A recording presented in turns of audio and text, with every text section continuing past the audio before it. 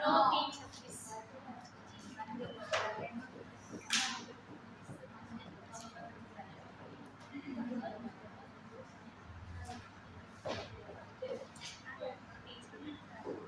अंदर कौन सा टॉपिक पढ़ा था आपने? सेकंड स्टेज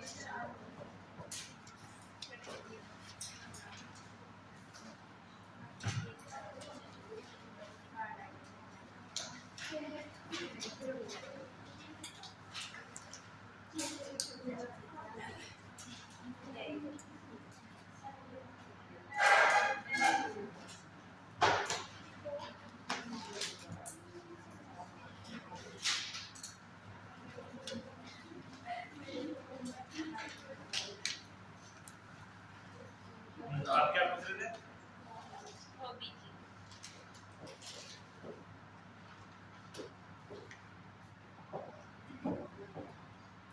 ओबीजी को हिंदी में बोला जाता है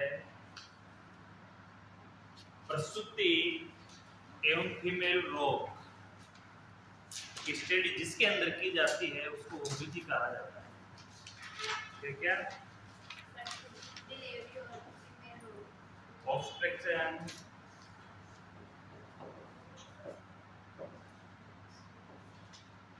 एंड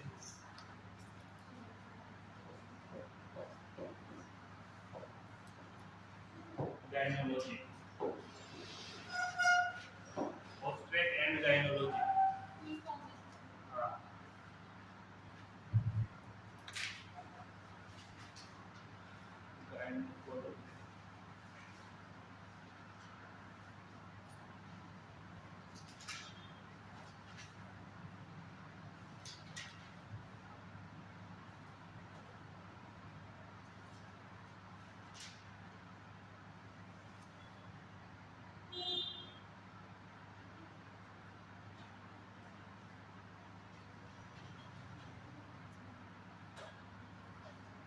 जिसमें स्त्री रोगों को पढ़ा जाता है उसको बोलते हैं गायनिकोलॉजी।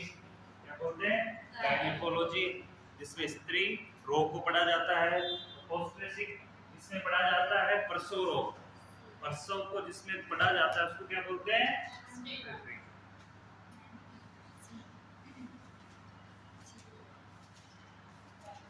इन दोनों की डिग्री जिसके पास होती है उनको ऑब्स्टेट्रिशियन गार्नियोलॉजी बोला जाता है। यानी कि जो सुमन माथुर है, संजू मीणा है, ये दोनों क्या है? इनके दोनों है। ये स्त्री रोग विशेषज्ञ भी है और प्रसव रोग विशेषज्ञ भी है। कुछ में ऐसा होता है कि ऑब्स्ट्रक्शन नहीं होती है, वो डिलीवरी नहीं करवाती है। बहुत से डॉक्टर ऐसे होते हैं जो गार्निकोलॉजिस्ट होते हैं, ओनली गार्निकोलॉजी होते हैं, तो वो ओनली स्त्री रोग देखते हैं, प्रसव नहीं करवाते, वो सर्जरी वगैरह नहीं करते हैं। कुछ ऑपरेशन नहीं होता है, गार्नियो नहीं होता है, तो वो ओनली सर्जरी का ही काम करते हैं, डिलीवरी करवाने का, वो प्रसव रोग नहीं देखते हैं।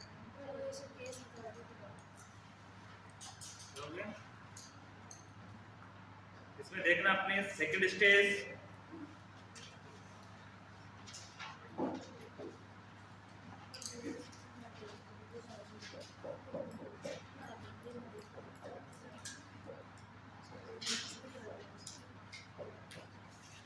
Second stage of labour, second stage of labour.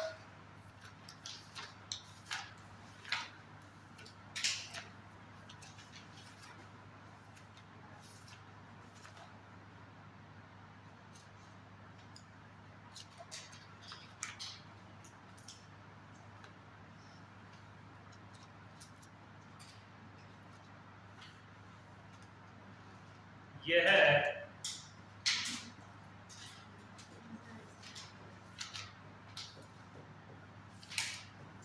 प्रसव की, यह प्रसव की द्वितीय अवस्था है।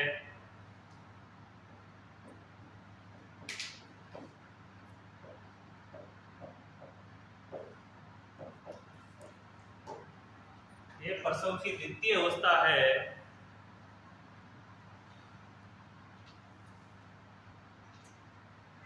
जो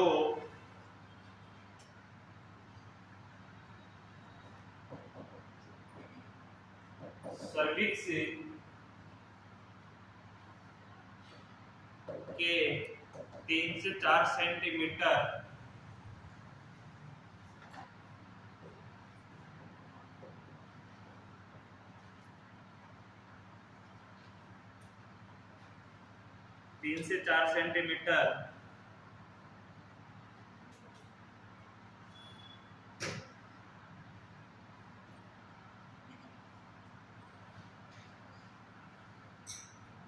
से लेकर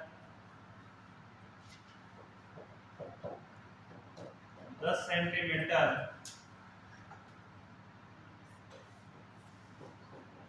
पूर्ण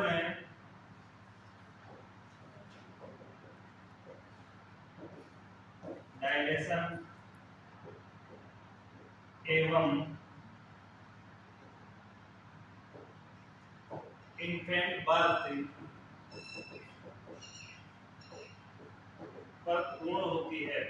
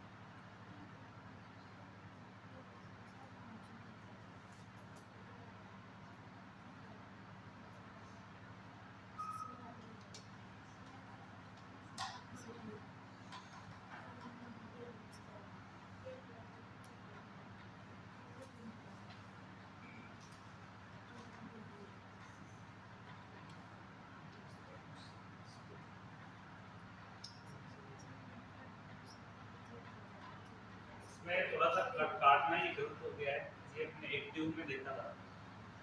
ये 3-4 सेंटीमीटर से नहीं है, पूर्ण डायलेट से लेकर इन्फेंट बर्थ तक होती है। कहाँ तक होती है? पूर्ण डायलेट 10 सेंटीमीटर डायलेट से लेकर इन्फेंट बर्थ तक पूर्ण होती है। तो ये वाली लाइन थी कुछ, इसको काट देना। सर्विक्स के 10 सेंटीमीटर पूर्ण डायलेट एवं इन्फेंट बर्थ पर पूर्ण होती है। यहाँ से इसको यहाँ से यहाँ तक काट दो आप।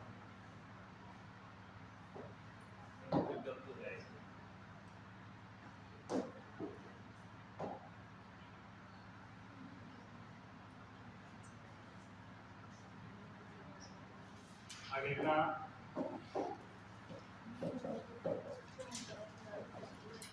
इस अवस्था को दो भागों में विभाजित किया गया है। कितने भागों में विभाजित किया गया है? 2 भागों में विभाजित किया गया है।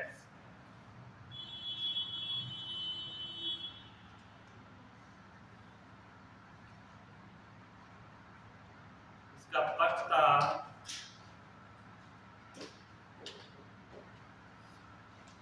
प्रोग्रेसिव फेज,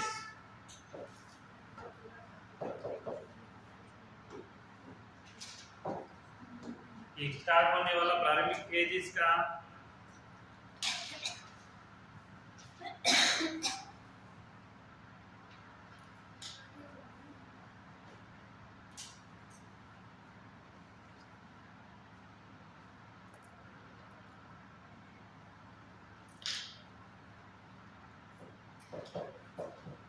इस फेज में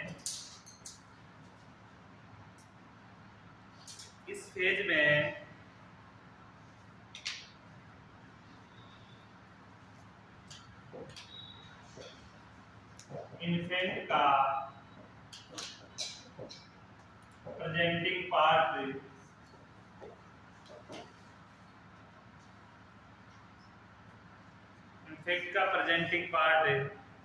पेल्विस कैविटी में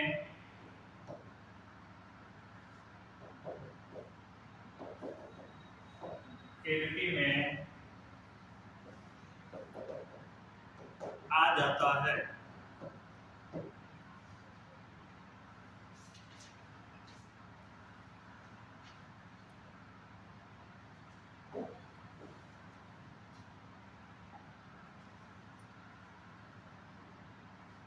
पैसिव फेज में क्या होता है, इस फेज में इन्फेंट का जो प्रेजेंटिंग पार्ट है वो कहां जाता है, पेल्विक कैविटी में। यानी एब्डोमिनल कैविटी को छोड़कर कौन सी कैविटी में प्रवेश कर जाता है, वो पेल्विक कैविटी में प्रवेश कर जाता है। जो भी उसका प्रेजेंट पार्ट है, यानी इसका सिर हो सकता है, बटक्स हो सकते हैं, जो भी उसका पार्ट है वो किस में आ जाता है, पेल्विक कैविटी में आ जाता है।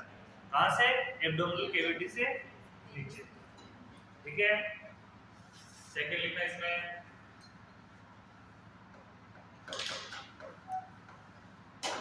एक्सप्लेसिव फेज।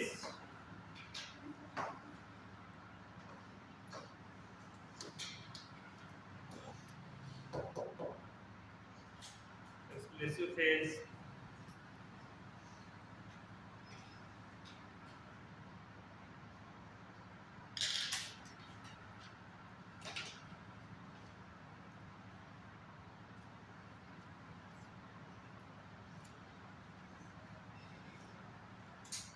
इस फेज में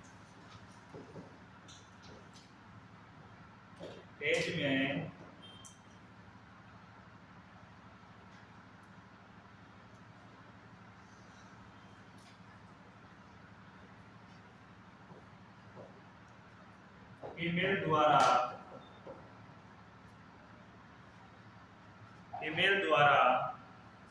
इन्फेंट के बर्थ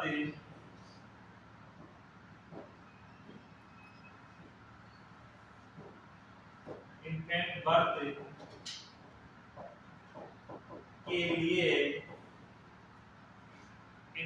बर्थ के लिए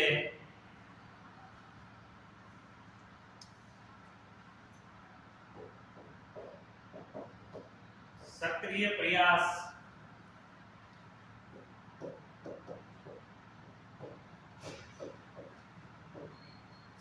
प्रयास करती है,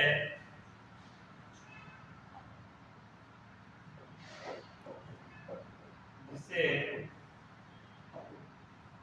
bearing down effort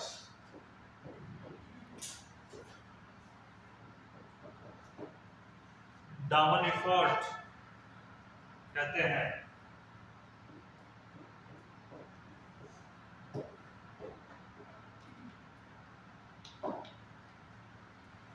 इंपॉर्टेंट है, इसको बोलेंगे बेरिंग डाउन effort। मैं समझाता हूँ।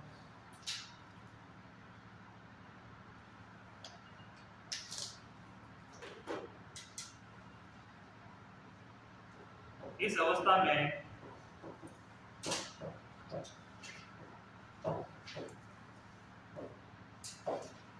इन्फेंट बर्थ होता है, शिशु का जन्म होता है।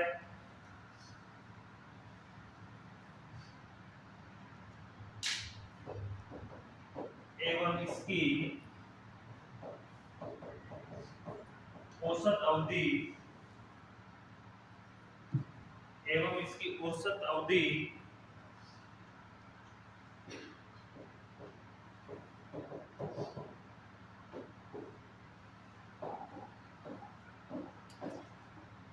औसत अवधि प्रेमीपेरा में 2 आवर्स, लगभग 2 आवर्स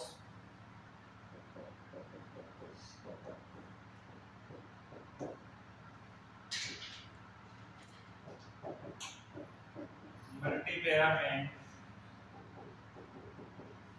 लगभग 30 मिनट।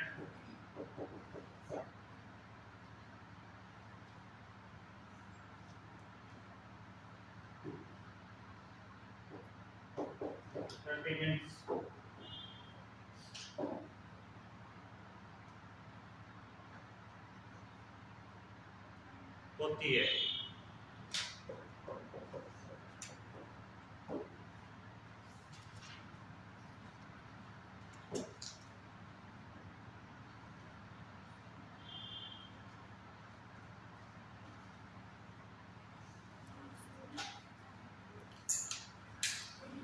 सबसे पहले देखा सेकंड स्टेज क्या है, प्रसव की द्वितीय अवस्था, इसमें सर्वेक्स का 10 सेंटीमीटर में पूर्ण डायलेट एवं इन्फेंट बर्थ तक पूर्ण होती है। कहां से कहां तक है? पूर्ण डायलेट्स होने तक तो स्टार्ट होती है, पूर्ण सर्विक्स खुल जाता है, 10 सेंटीमीटर पूरा खुल जाता है, जहां से लेकर इन्फेंट बर्थ तक ये रहती है, जारी रहती है। इसकी दो अवस्थाएं होती है। इसके कितने भाग होते हैं? दो भाग होते हैं। एक है प्रोग्रेसिव फेज। इस फेज में इन्फेंट का प्रेजेंटिंग पार्ट पेरिस कैविटी में हो जाता है। इसमें क्या होगा? जो इन्फेंट है उसका जो प्रेजेंटिंग पार्ट है, जो प्रेजेंट होना है सबसे पहले बाहर आएगा, वो पार्ट कहाँ आ जाता है? पेरिस कैविटी में आ जाता है। एब्डोमिनल कैविटी को छोड़कर, ऊपर वाली कैविटी को छोड़कर इसमें उतर जाता है। Second phase expressive phase.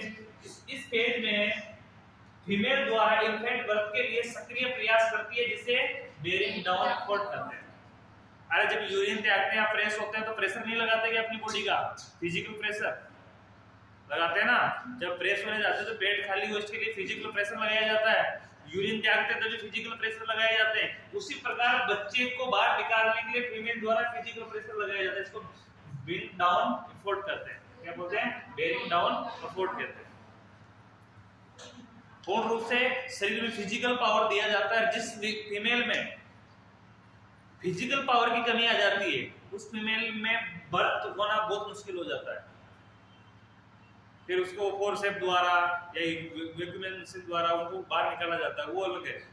तो ये इंपॉर्टेंट है। जिसमें बीपी के ऊपर नीचे की कमी होती है, हाइपोटेंशन हाइपरटेंशन की कमी होती है, वो कभी फिजिकल पावर नहीं लगा सकती। जैसे नॉर्मल व्यक्ति को दस्त लग जाता है, दस्त लगता है तो दस्त के समय में क्या होता है? बीपी कम हो जाती है। उस कंडीशन में उसको उठने की स्थिति नहीं होती, पेट में प्रेशर क्या लगाएगा? ये होता है। तो ये एक कंडीशन है। तो बीपी बहुत इंपॉर्टेंट है इस प्रेशर के लिए। दूसरी कंडीशन की जब अपन भूखे रह जाते हैं, भूखे यानी कभी अपन 2 दिन या 1 दिन के लिए भूखे रह गए और अपने भूख की लास्ट स्टेज पहुंच गए, यानी ज्यादा से ज्यादा भूख लग रही, खतरनाक वाली अपने को, और उस खतरनाक भूख के समय पे अगर अपने को फिजिकल प्रेशर के लिए बोला जाए तो उठने की स्थिति नहीं लगा पाएगा, कोई नहीं लगा पाता, किसी प्रकार की एक्टिविटी नहीं कर सकता। वो फिजिकल इंटरनल मांसपेशियों का इंटरनल फिजिकल प्रेशर होता है। इंटरनल अपनी मांसपेशियों को एक्शन करवाते हैं, अपन खिंचाव करवाते हैं, वही फिजिकल प्रेशर है। तो फीमेल यहाँ क्या करती है? फिजिकल प्रेशर के लिए जो बच्चे को बाहर निकालने के लिए जो प्रयास करती है, उसको क्या बोलेंगे? बेयरिंग डाउन एफर्ट बोलेंगे। और इस अवस्था में इन्फेंट बर्थ होती है और इसकी अवधि है वो प्रेमिक पैरा में लगभग जो पहली बार बच्चे को जन्म दे रही है उसमें 2 घंटे की होती है, और जो मल्टीपेरा है इसमें लगभग 30 मिनट में हो जाता है। इसने पहले भी बच्चे को जन्म दे रखा है, उसको 30 मिनट में हो जाता है। ठीक है।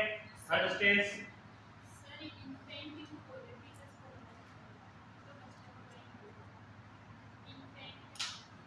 इन्फेंट यानी शिशु फीटस तो बाहर आने वाला है ना, इसलिए इन्फेंट क्या है? आप तो बोल रहे थे इन्फेंट लिख लो वहां, होने वाला कंडीशन वही है, मैच्योर होके बच्चा बाहर है, वो बाहर आने की कंडीशन में इसलिए इन्फेंट हो गया, शिशु हो गया, वो जो बोर्न होने वाला है।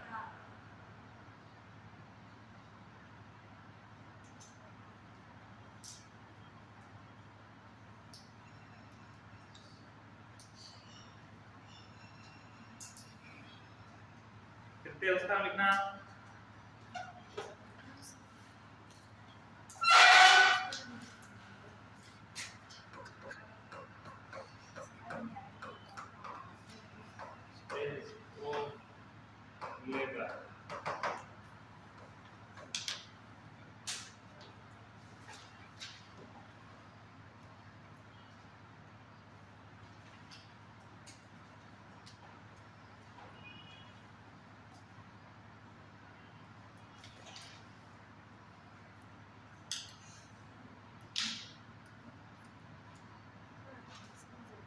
ये अवस्था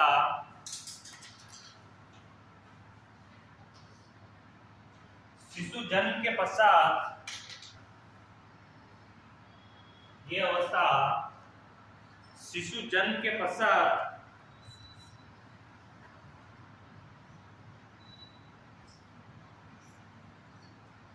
आरंभ होती है।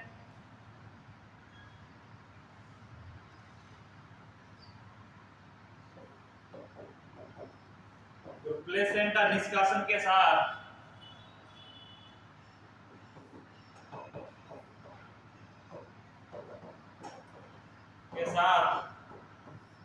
समाप्त होती है।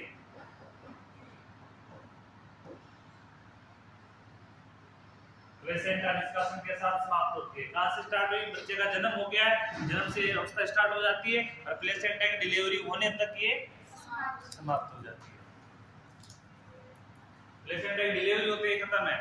ये 30 मिनट में हो ठीक, 5 मिनट में हो तो 15 मिनट में हो तो ठीक, ये स्टेज उसी काम करती है।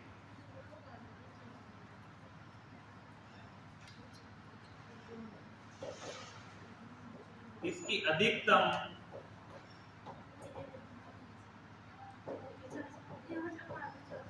सामान्य अवधि 30 मिनट्स एवं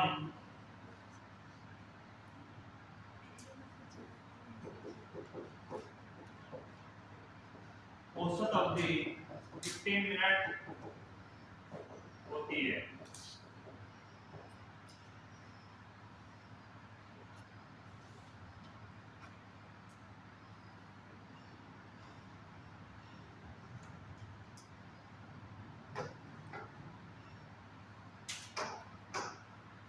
नॉर्मल वो अधिकतम सामान्य अवधि है इसकी 30 मिनट की है, 30 मिनट तक का है, लेकिन औसत अधिकतर प्लेसेंटा 15 मिनट में खत्म हो जाती है। अधिकतर केस में क्यों खत्म हो जाती है?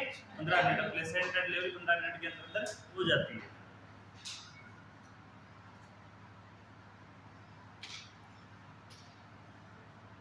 फोर्थ स्टेप, वैसे थर्ड स्टेज तक लेबर कंप्लीट हो जाता है, लेबर की लास्ट स्टेज है, इसमें कंप्लीट हो जाता है, लेकिन देखभाल करने के लिए, केयर प्रोवाइड करने के लिए चौथी स्टेज और है, उसमें लिखा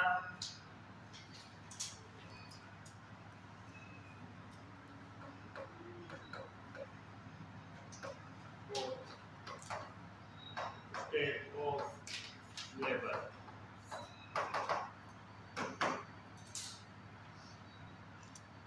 फोर्थ स्टेज ऑफ लेबर,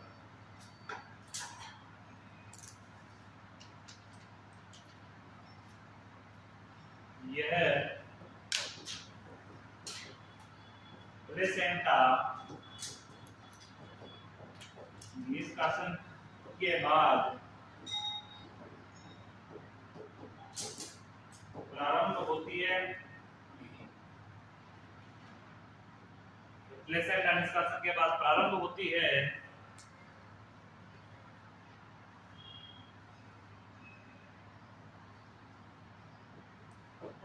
और 1 आवर तक चलती है।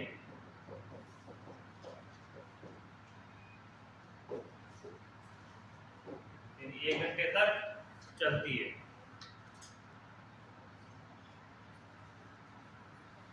इसमें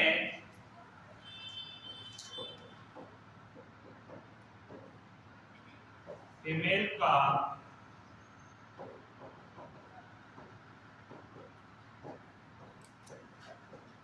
सावधानी पूर्वक एवं सतत अवलोकन किया जाता है।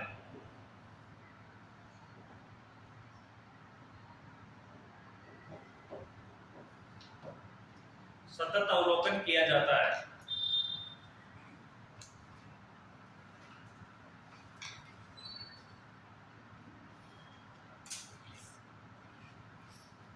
जैसे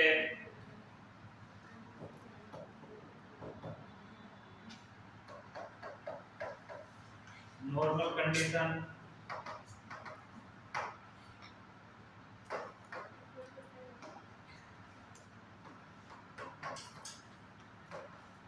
ब्लीडिंग,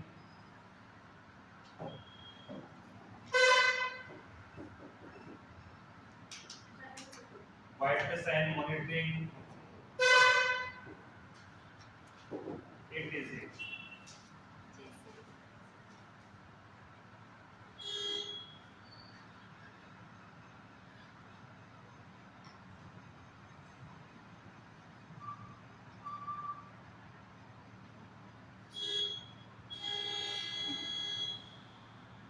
यूटरस एग्जामिनेशन लिखो या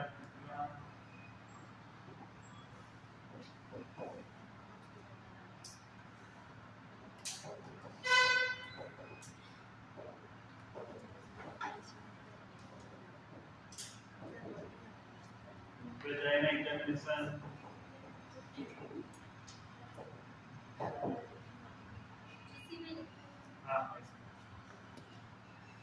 जब बच्चा बाहर आया है ना तो कुछ ऐसा इंटरनल हेमरेज तो नहीं है या ये सामान्य अवस्था में वापस आ रहे हैं या उसी अवस्था में रुके हुए हैं, उस कंडीशन में चेक करना।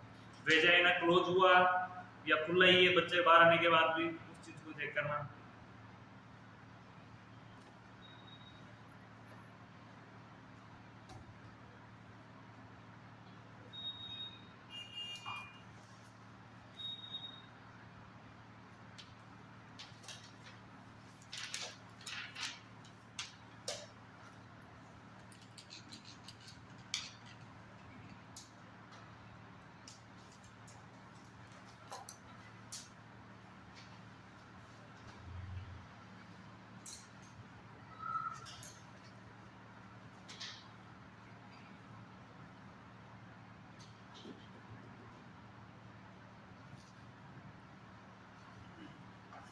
इसमें एक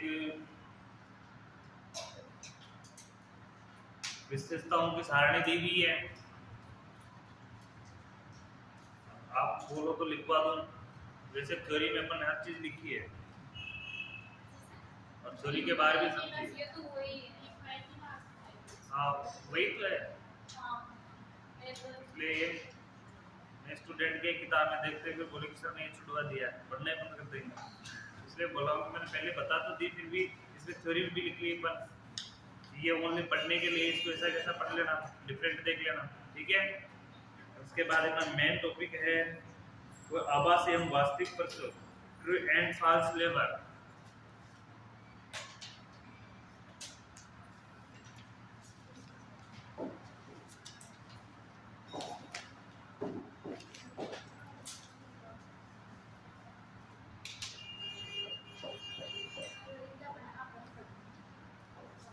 एंड फॉल्स लेबर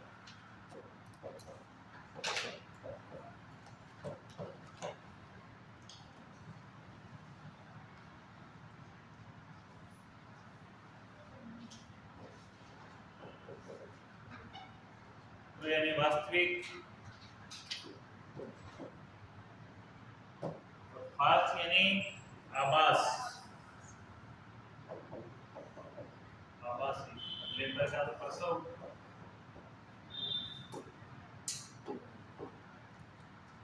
इम्पोर्टेंट है, शॉर्ट नोट्स में अधिकतर पूछते हैं।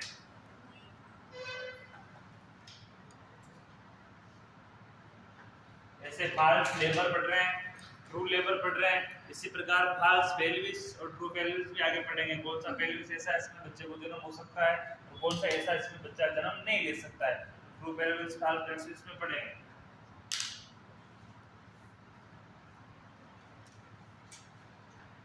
पेल्विस का पार्ट होता है ना सर, जो पेल्विस का पार्ट होता है, नहीं पार्ट नहीं होता है पेल्विस का, पेल्विस की स्ट्रक्चर की बनावट होती है, जिसकी गोलाई उसका डायमीटर बच्चे के हेड के समान होता है, बराबर लगभग उससे बड़ा होता है, वो ट्रू पेल्विस है, उसमें बच्चा आराम से पार हो जाएगा। और किसी कारणवश उसकी अगर चपटा है या किसी अन्य हट की स्थिति का है या कोई अन्य कंडीशन में बच्चे का सिर पूर्ण रूप से पार नहीं हो सकता, उसको बोलेंगे फॉल्स पेल्विस। जो हमारा बच्चे के बढ़ना कोई रोग नहीं होता है, इसका फॉल्स पेल्विस मतलब बच्चे का बढ़ना है, फॉल्स पेल्विस का रोग नहीं होता। ये क्यों फॉल्स पेल्विस? हां नहीं वो फॉल्स पेल्विस होती ना, इसमें बच्चे के बढ़ना कोई रोग नहीं होता, इसलिए फॉल्स। अरे पेल्विस तो अपन ने फॉल्स पेल्विस में वो पढ़े थे ना, एक तो मेल जैसा पेल्विस, हाँ वो पढ़ा था ना अपन ने उस कंडीशन में। फॉल्स पेल्विस जिसमें उस कंडीशन में वो क्या बता देंगे, उसको देखेंगे पूरा।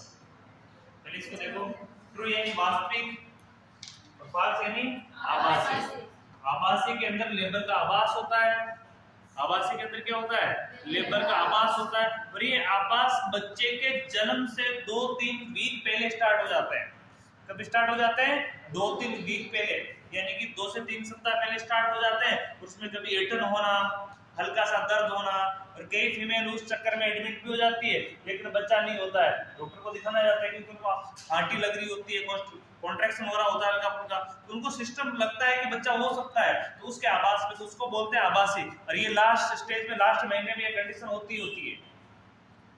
ट्रू, ऐसा स्थिति जिसके अंदर वास्तविक में लेबर होना ही है, उसको बोलेंगे ट्रू।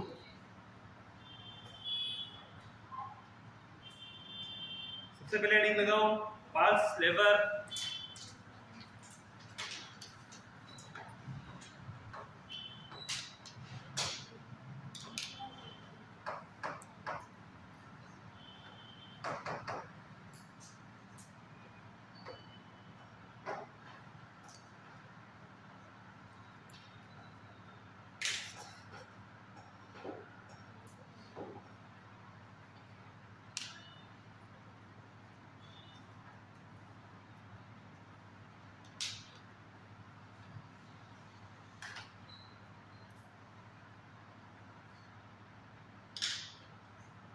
ये है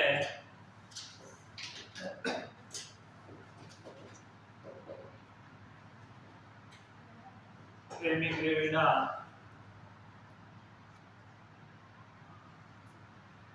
ग्रेविडा में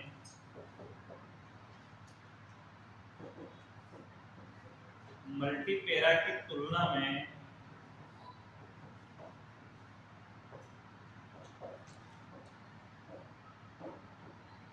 अधिक होता है।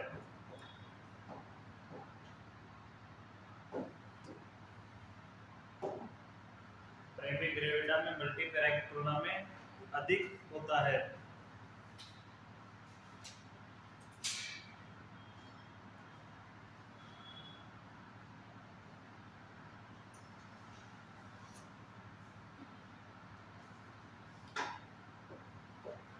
यह है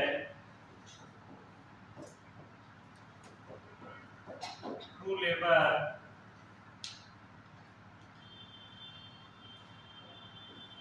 से पूर्व आरंभ होता है।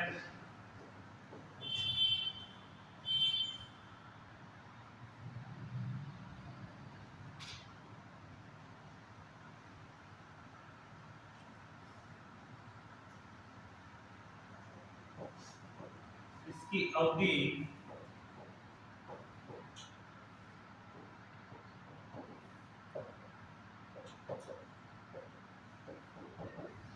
प्रेमी ग्रेविडा में 3 से 4 वीक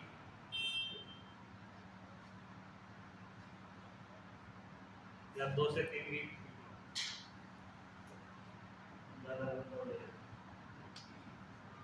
2 से 3 वीक एवं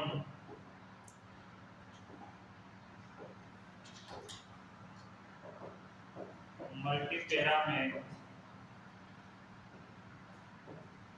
कुछ दिन होता है।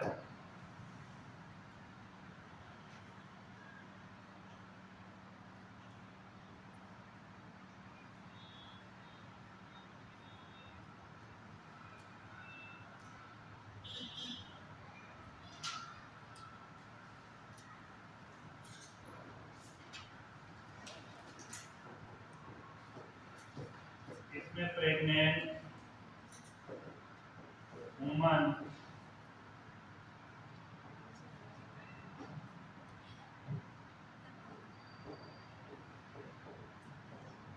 एब्डोमेन पेन अनुभव करती है।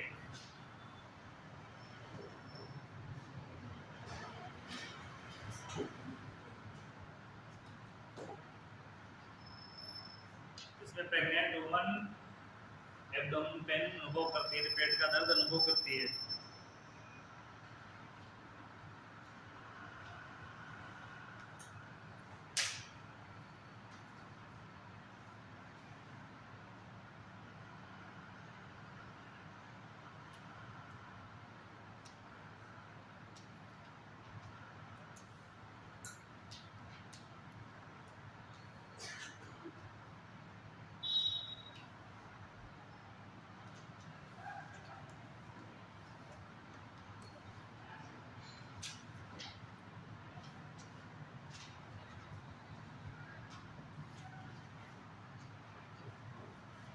इसके निम्न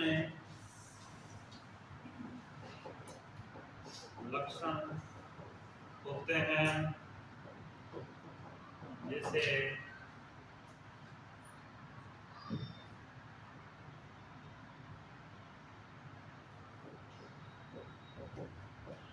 ये प्रवृत्ति में धीमा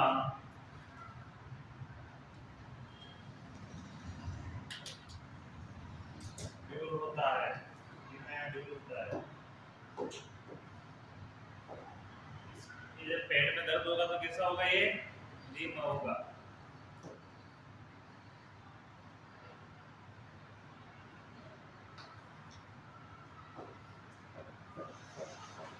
ये सतत या कंटिन्यूअस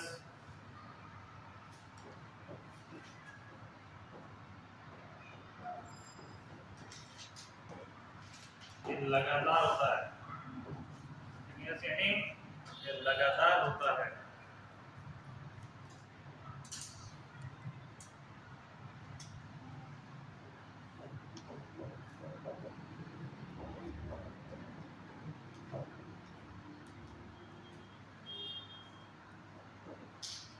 ये यूट्राइन कॉन्ट्रैक्शन से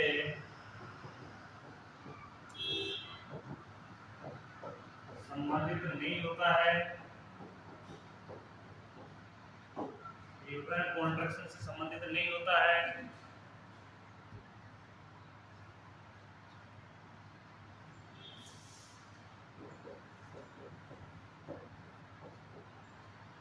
सर्विक्स डायलेशन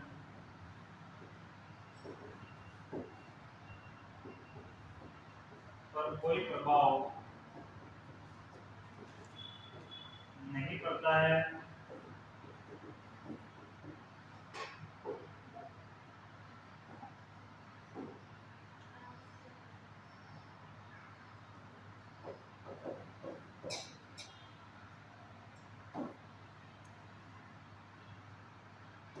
एनीमा या सेडेटिव ड्रग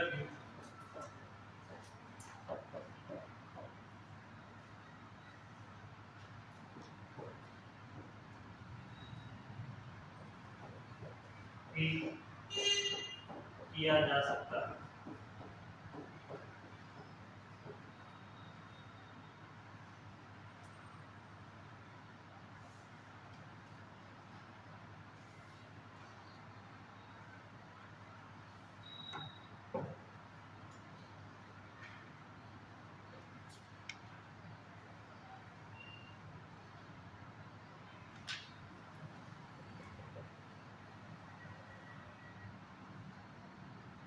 इसकी विशेषताएं हैं, एक तो एक प्रवृत्ति में कैसा होता है, धीमा होता है।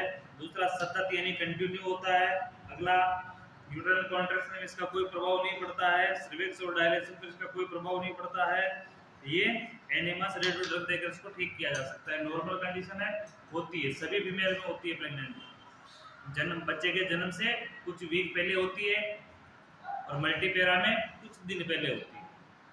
ठीक है, about true labour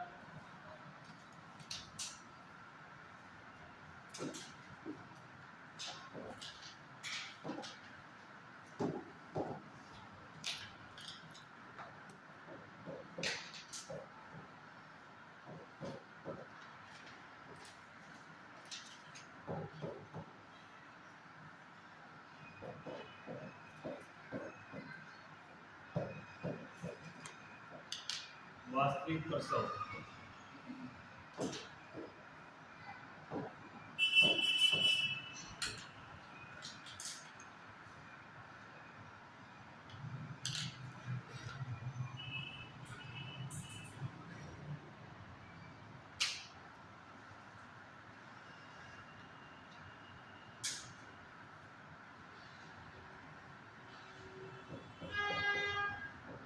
true labour के मुख्य लक्षण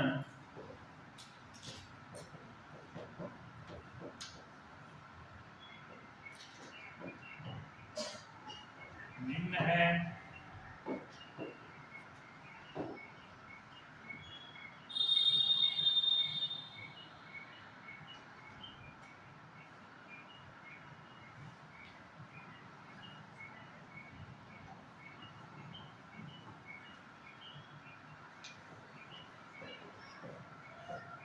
इसमें नियमित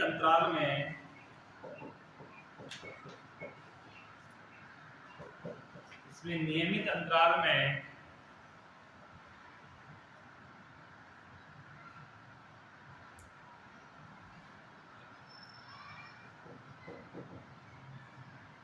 यूटेरस में पेनफुल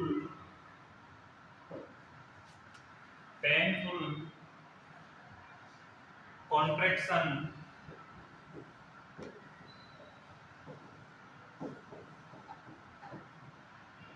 उत्पन्न होते हैं।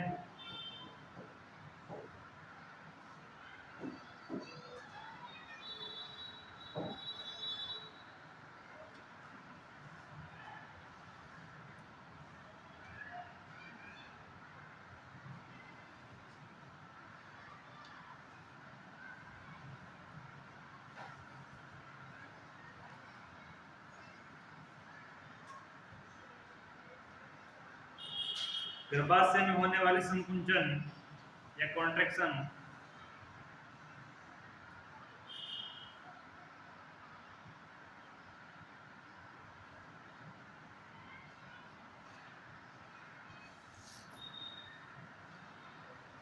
समय के साथ तीव्र एवं अधिक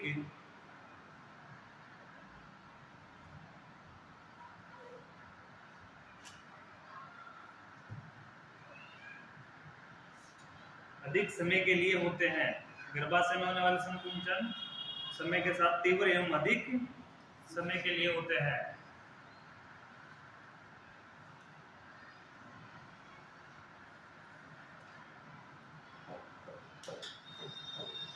तो उपस्थित होता है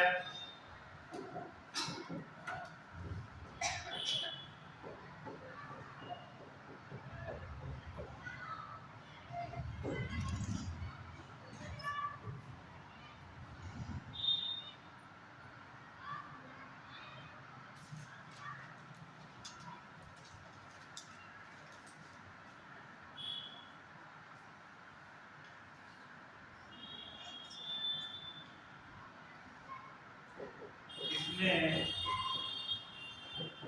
सर्विक्स डायलेशन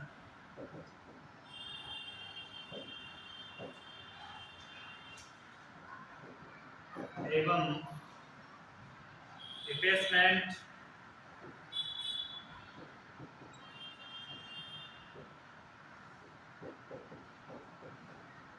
होता है।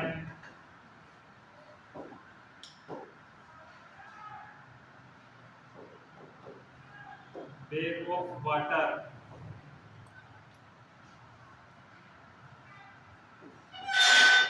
का निर्माण होता है।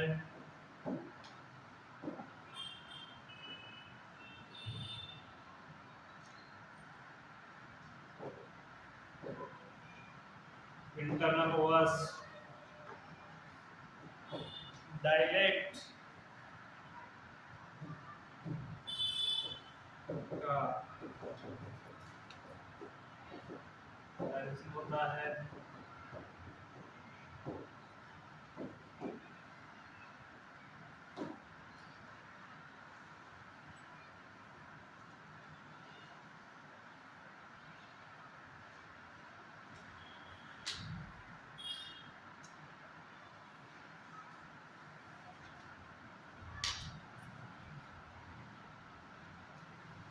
ये बताना तो शॉर्ट होता है और बेग होता है निर्माण। हाँ, शो के तो नोट लिख लो आप।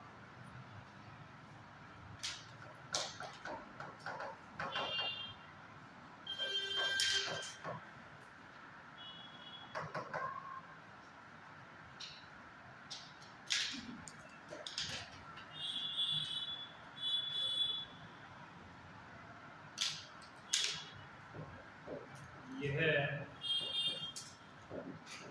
यूटेराइन सर्विक्स से निकलने वाला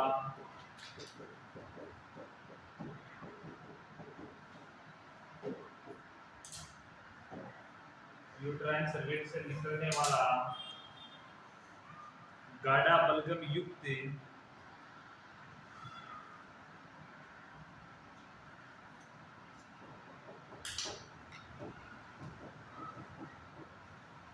बलगम एवं ब्लड युक्त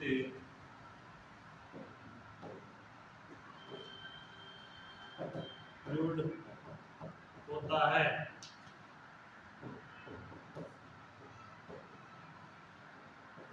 जो प्रारंभ में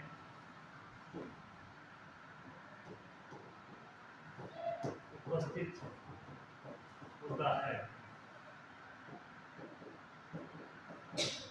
इसलिए सो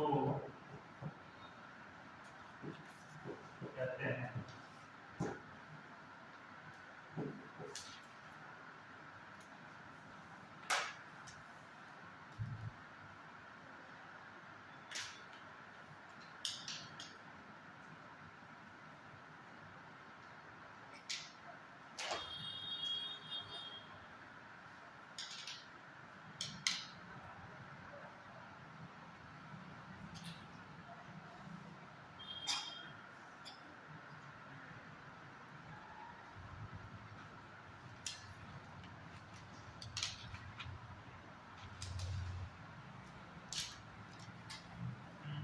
और कौन सा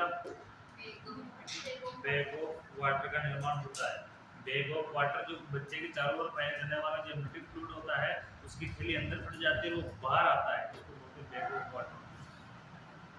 जो प्लेसेंटा मेम्ब्रेन को चीरता हुआ निकलता है।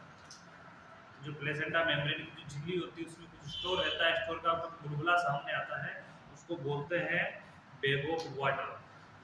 यानी सर्विक्स खुलता है, सर्विक्स खुलेगा तो बच्चे का हेड प्रेजेंट के साथ साथ उससे पहले एक थैलीनुमा स्ट्रक्चर बाहर आती है। उससे पहले एक थैलीनुमा स्ट्रक्चर बाहर आती है, इसमें फ्लूइड भरा होता है, उसको बोलते हैं, उसका निर्माण होता है, और जब वो फटती है तो उसी के साथ बच्चा बाहर आता है, तो एम्नियोटिक फ्लूइड का होता है।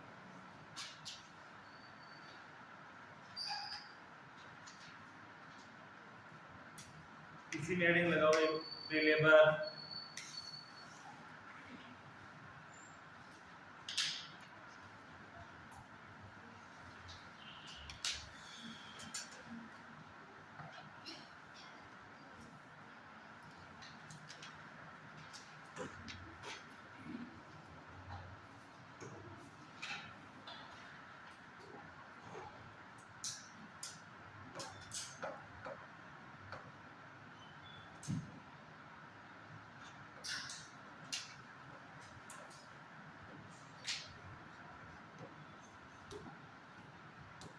Pre labour.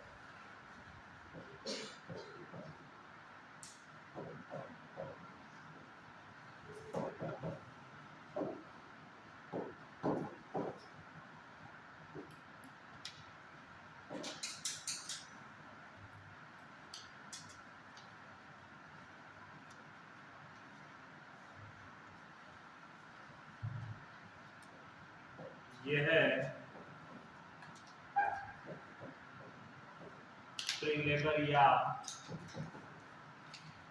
प्रोमोन्ट्री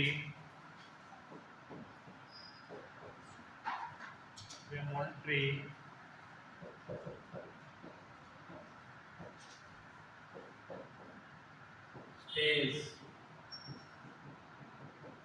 कहलाती है।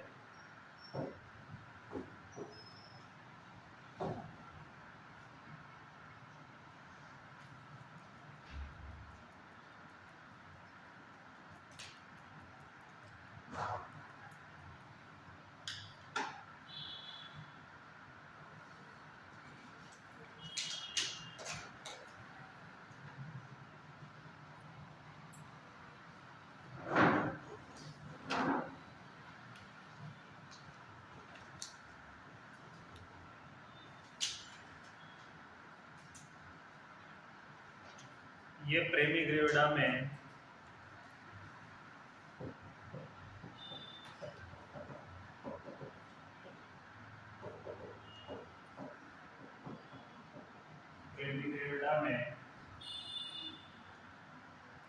ट्रू लेबर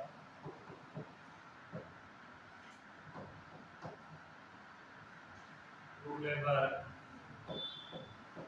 से पूर्व है, प्रो लेबर से पूर्व है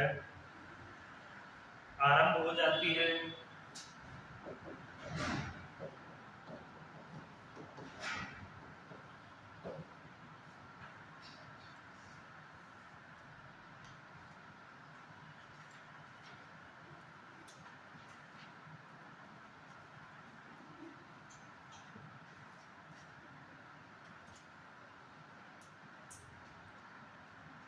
इसकी डेफिनेशन और फॉल्स लेबर जो पढ़ा अपन ने वो सेम है।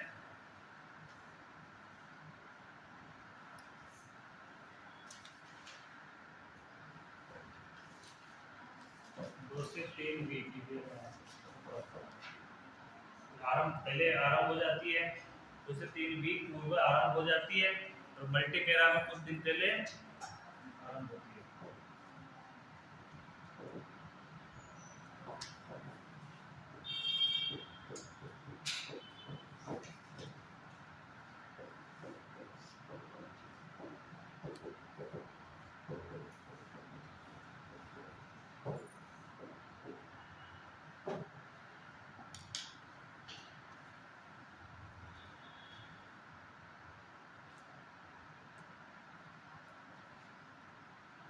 इसका एक लक्षण है फ्री लेबर का मुख्य लक्षण,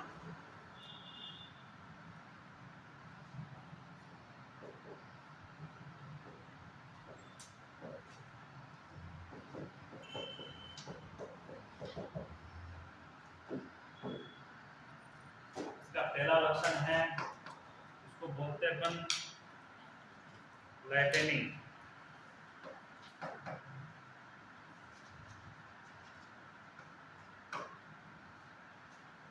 लाइटनिंग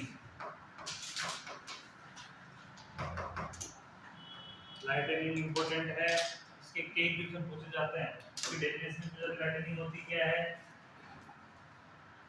कब होती है, इसकी क्वेश्चन पूछे जाता है।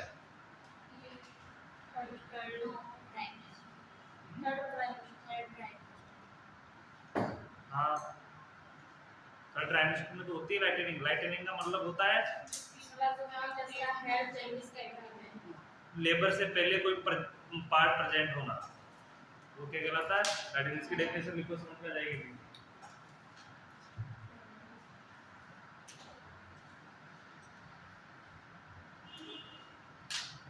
प्रेगनेंसी के अंतिम दिनों में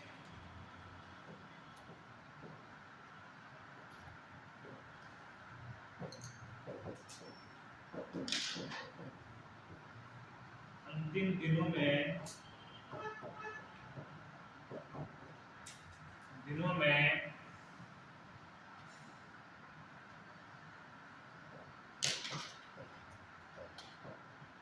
शिशु का प्रेजेंटिंग पार्ट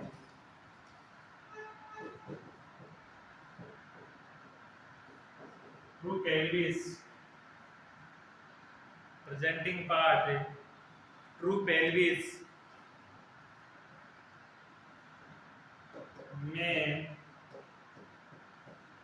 खिसक जाता है।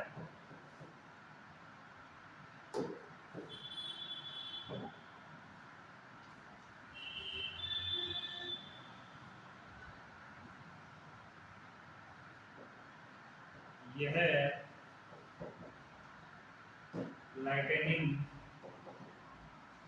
कहलाता है।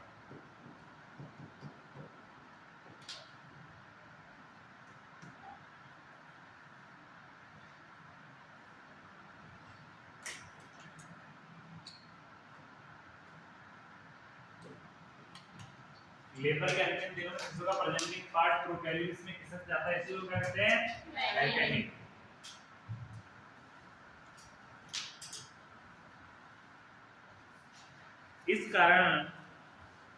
इस कारण यूटेरस की फंडस हाइट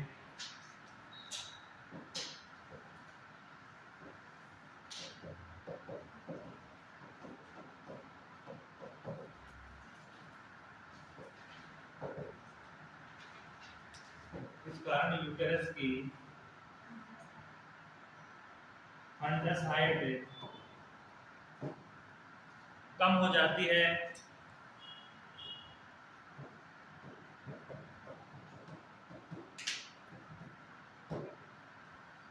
ये तो अपन ने पहले भी पढ़ा था कि जब लास्ट थर्ड ट्राइमेस्टर में क्या होता है, नीचे बच्चा नीचे की है, नीचे आ जाता है, नीचे परसेंट नीचे खिसक जाता है, इसकी वजह से फंडल नीचे आ जाता है। इसे श्वसन क्रिया में फीमेल को वहां पे डिस्प्लेनिंग कंडीशन तो रहती है लेकिन कम रहती है, श्वसन क्रिया की दिक्कत कम रहती है।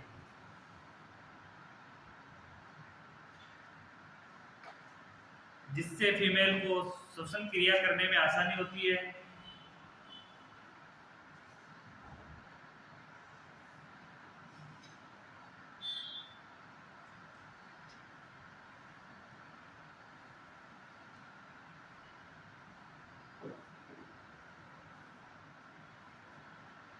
जिससे फीमेल को श्वसन क्रिया करने में आसानी होती है।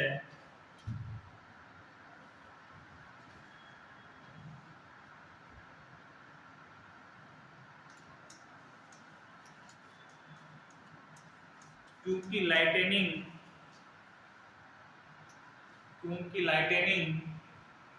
के परिणाम स्वरूप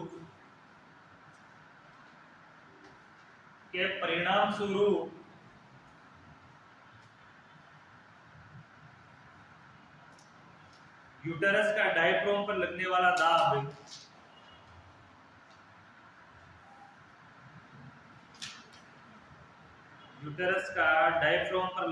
दाब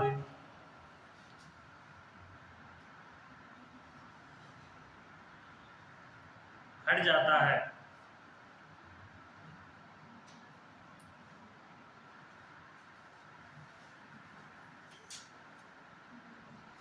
यह है वेलकम साइन।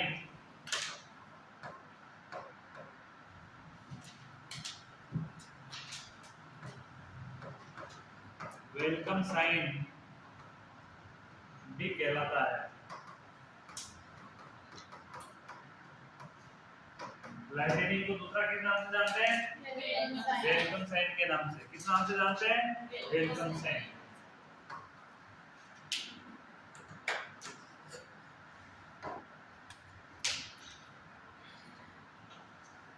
याद रह जाएगा। लाइटेनिंग क्या है? बच्चे का सर्वप्रथम पार्ट ट्रू पेलिक्स में प्रेजेंट होने के कहलाएगा लाइटेनिंग कहलाएगा। इसी को दूसरा नाम क्या है? क्या है? Welcome sign. इसका सेकंड लक्षण लिखना, सर्वाइकल चेंजेस। फर्स्ट तो लाइटेनिंग लिखा अपन ने प्रीनेपर का, तो सेकंड कौन सा है?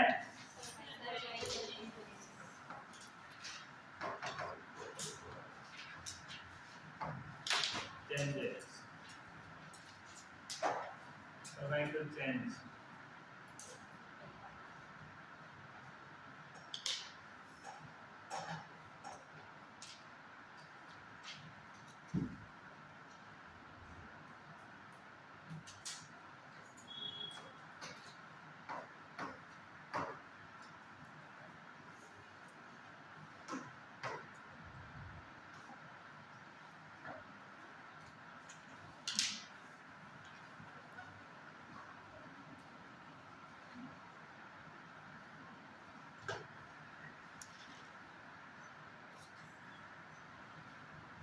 इसमें सर्वेक्स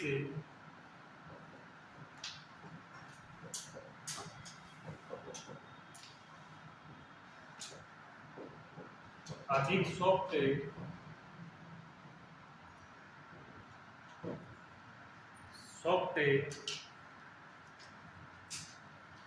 हो जाता है।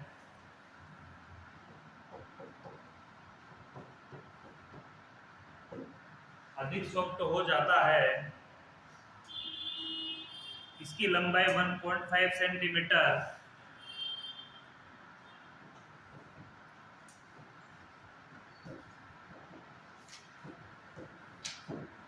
1.5 सेंटीमीटर से भी कम रह जाती है।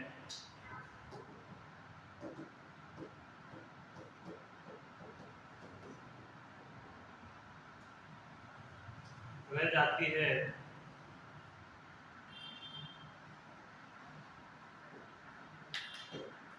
एवं इसमें एक अंगुली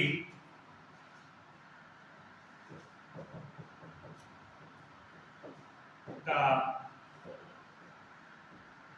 डायरेक्शन पाया जाता है।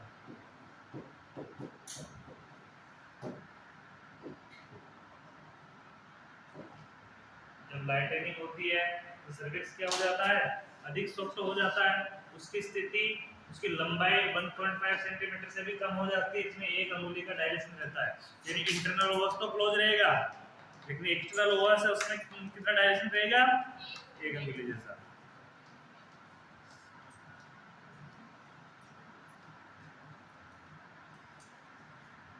Appearing of false pen, third,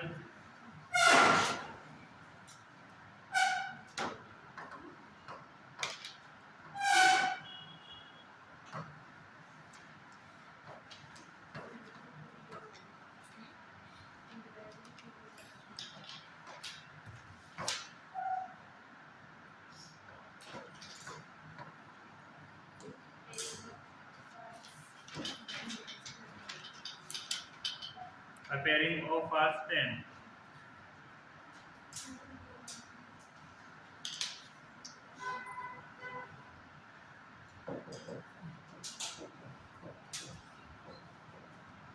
इस अवधि में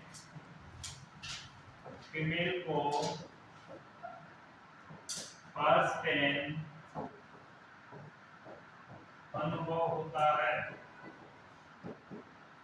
लेबर में जो फाल्स पेन है, फाल्स लेबर है, वो भी इसका साइन है।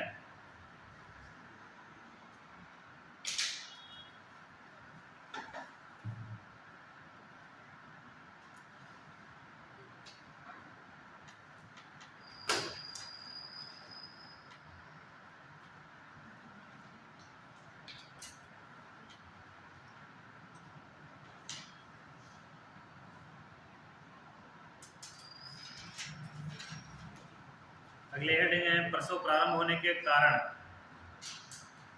प्रसव प्रारंभ होने के कारण, causes of onset of labour.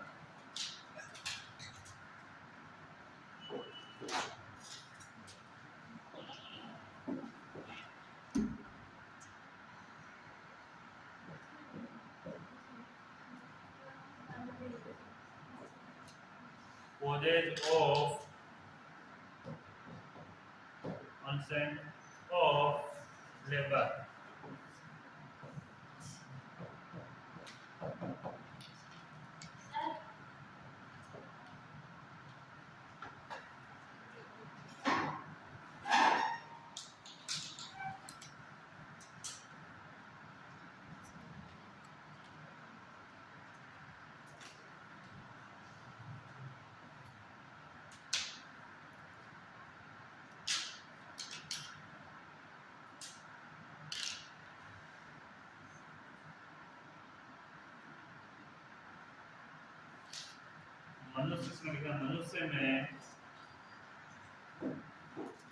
मनुष्य में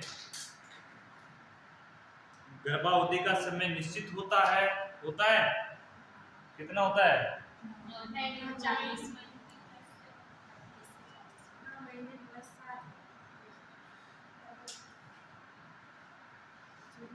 यह लगभग 280 दिन मनुष्य में गर्भावधि का समय निश्चित होता है।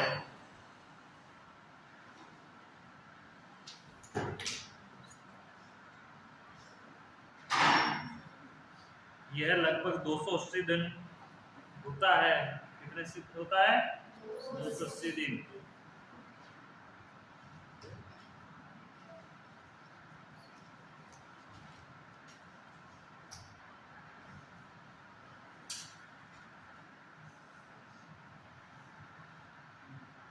गर्भावधि के समाप्त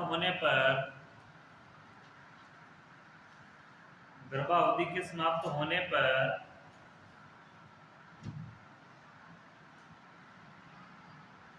प्रसव क्रिया द्वारा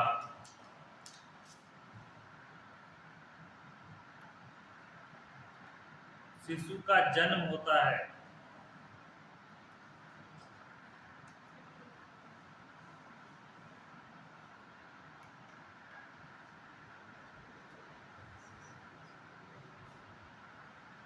प्रसव क्रिया आरंभ होने के लिए निम्न कारण उत्तरदायी माने जाते हैं।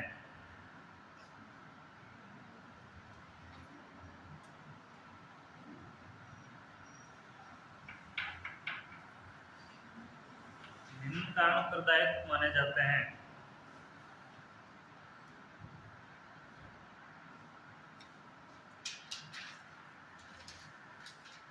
पहला कारण लिखना है यूटेराइन डिस्टेंशन।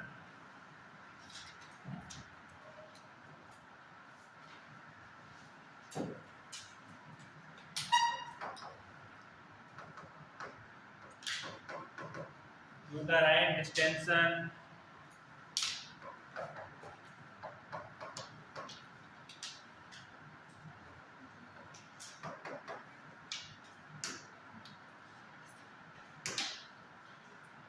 यूटेराइन डिस्टेंशन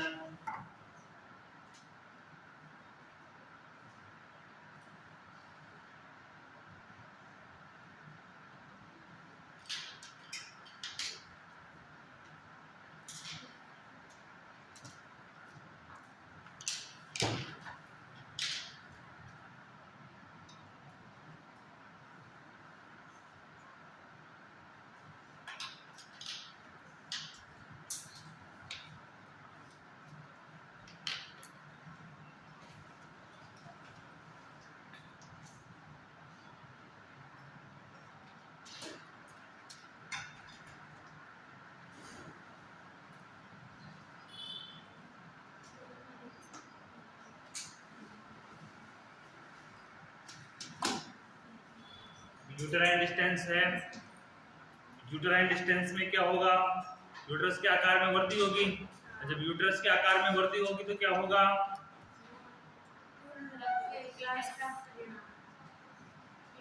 देखना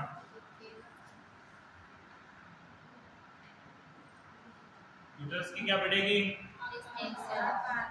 ग्रोथ बढ़ेगी, इसमें वृद्धि होगी तो वृद्धि किसके साथ साथ होगी, फीटस के साथ साथ, किसके साथ साथ होगी, फीटस के साथ साथ। फीटस है गर्भ के अंदर तो फीटस के साथ ये बढ़ेगा, और जब फीटस के साथ बढ़ेगा जिससे फीटस का आकार बढ़ता जाएगा तो ये इसका आकार में वृद्धि होती जाएगी और धीरे धीरे इसका पूर्ण आकार बढ़ जाएगा फीटस का। उस कंडीशन के अंदर इसकी जो मायोमेट्रियम है उसमें भी क्या होने लग जाएगा, खिंचाव होने लग जाएगा। मायोमेट्रियम में अंदर की लेयर है, उस इसकी लेयरें हैं यूट्राइन कैविटी की, उनके में भी क्या होने लग जाएगा, प्रीमेट्रियम, पेरीमेट्रियम, एंडोमेट्रियम और मायोमेट्रियम। बीच वाली लेयर कौन सी है, मायोमेट्रियम। कौन सी है, मायोमेट्रियम। तो मायोमेट्रियम में भी क्या होने लग जाएगा, खिंचाव। बीच की लेयर ज्यादा परिवर्तन इसमें आएगा और अंदर वाली तो डेसिडुआ परिवर्तित होगी, फंक्शनल लेयर है, उसका ज्यादा फर्क नहीं पड़ता है। ठीक है, तो बाहर वाली लेयर में खिंचाव होने लग जाएगा। खिंचाव के साथ साथ क्या होने लग जाएगा, बच्चे की जो प्रारंभिक स्थिति है, स्थिति चेंज होने के साथ साथ ये धीरे धीरे जैसे टाइम निकलता जाएगा, टाइम निकलते निकलते पूर्ण अवस्था में पहुंचेगा तो लेबर के लिए क्या कर दिया जाएगा, प्रेरित कर दिया जाएगा। ठीक है, तो इसमें अंदर लिखना प्रेगनेंसी के दौरान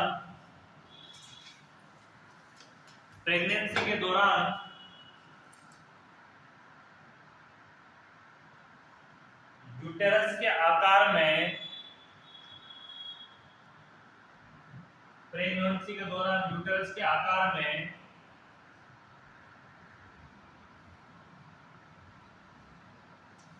वृद्धि होती है।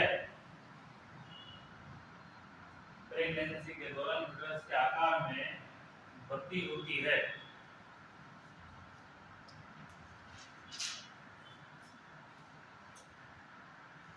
यूटेरस की ये अवधि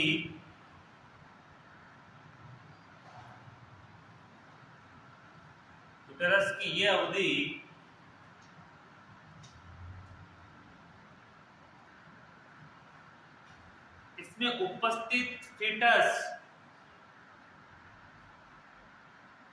इसमें उपस्थित फीटस के डेवलपमेंट के परिणाम स्वरूप होती है, कि डेवलपमेंट यानी विकास के परिणाम स्वरूप होती है, विकास के परिणाम स्वरूप होती है। अब जब फीटस बढ़ेगा, फीटस का विकास होगा, तभी किसका होगा? यूट्राइन कैविटी का विकास होगा।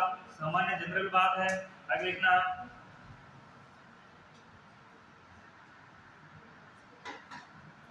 इसके कारण यूटेरस की मायोमेट्रियम, इसके कारण यूटेरस की मायोमेट्रियम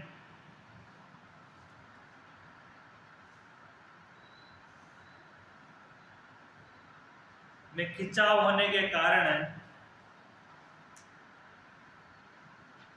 यूटेरस के मायोमेट्रियम में खिंचाव होने के कारण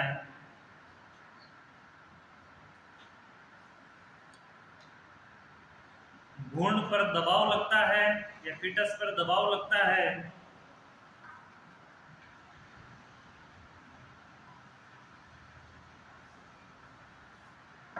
जिससे प्रसव क्रिया आरंभ होती है।